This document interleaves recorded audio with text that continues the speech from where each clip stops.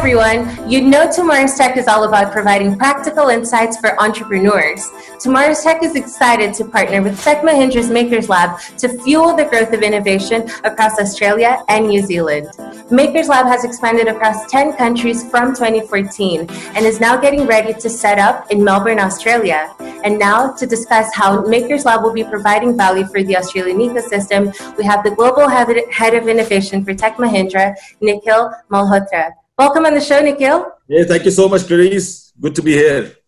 Nikhil, can you share some examples of how Makers Lab's projects are providing value to the Australian ecosystem? No, I think that's a great question, and I think it really starts off with what we can do with the return on and any investment, be it innovation or be it the act of thinking very radically.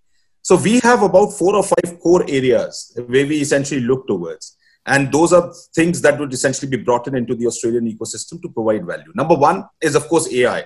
And I don't want to get into misnomeric AI and machine learning, etc.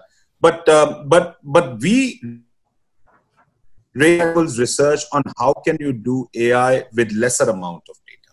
And when I say that, how can you really get inspiration from neuroscience-inspired AI and produce that kind of a value for machine learning? When we are talking about businesses not having that kind of data, when we are talking about entrepreneurs or young startups struggling from that kind of data being available in the real world of data that is available today.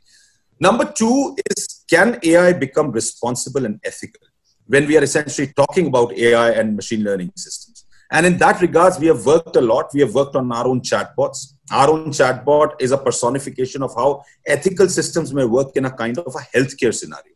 And when I say that, there are different kinds of things that you may do with a chatbot, but they come under certain categories of low risk, medium risk, or high risk.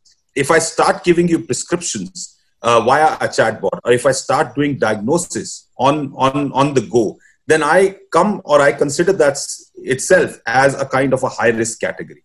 Can we put on a border of ethics around it? Can we put on a border of responsible tech around it? And that is something that we would love to bring into Australia as well, some of the work that we have been doing around it.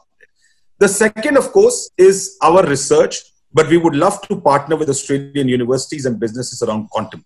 And quantum computing is slowly getting into a kind of a field which will grow and which will change the very fabric of how innovation is done and code is written and AI is really done, or you deal with data in about 2025. But the seeds of quantum would be sown right away.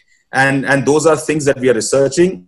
We are also part of the World Economic Forum where we are working on quantum ethics, because ethics of AI may transcend into what we may want to do with quantum as well.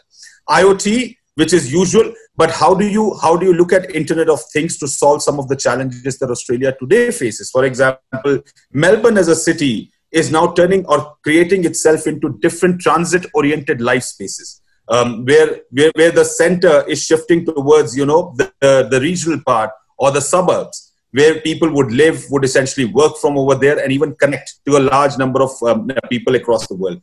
Can we bring in those solutions of work from home? Can we bring in solutions of connectivity? Can we help people essentially connect to the wider spectrum of the world? I think that is another part that we are looking towards. And of course, the last but not the least is the augmentation and virtual reality. So when you look at how you engage with the next generation or the millennial population, you would have to think of something out of the box. You would have to think of something that can be virtually augmented, but also realized at the same point. So can we bring in the facets of augmented and virtual reality, or XR as people call it, extensible reality, in the ecosystem? These are products that we have made. These are IPs that we have. But we are more than happy and willing to work with the Australian ecosystem of startups, of businesses, to solve a problem within the geography as they deem fit. So I think that's what we bring to the table. That is fantastic, Nikhil. And how can Australian entrepreneurs get involved? So I think one of the best things to essentially get involved is, I would not say the cliched statement, write us an email, but also maybe go and check us out from our websites. It's basically www.techmahindra.com/innovation. You would get a large perspective of what we are doing. You would also get a perspective of what are certain research areas that we are doing in, whether it's language, whether it's certain other things. And then if you think, and if Australian entrepreneurs think that there's a portion that we can collaborate and we can work together based on our experience as a service organization, because we see clients and customers across the world, that perspective may not be available with a lot of Australian entrepreneurs and startups over here in Australia. We can help you do that. We can help bring that perspective.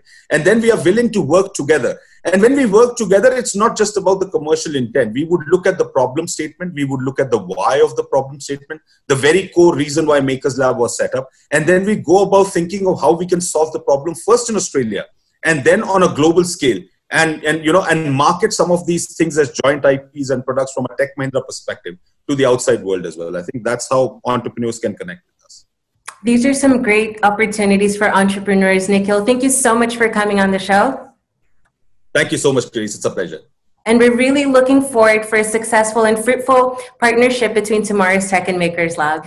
And to our audience of entrepreneurs, if you would like to receive more insights, continue to follow Tomorrow's Tech across LinkedIn, Facebook, and Instagram. We look forward to hearing from you, and we'll see you next time on Tomorrow's Tech.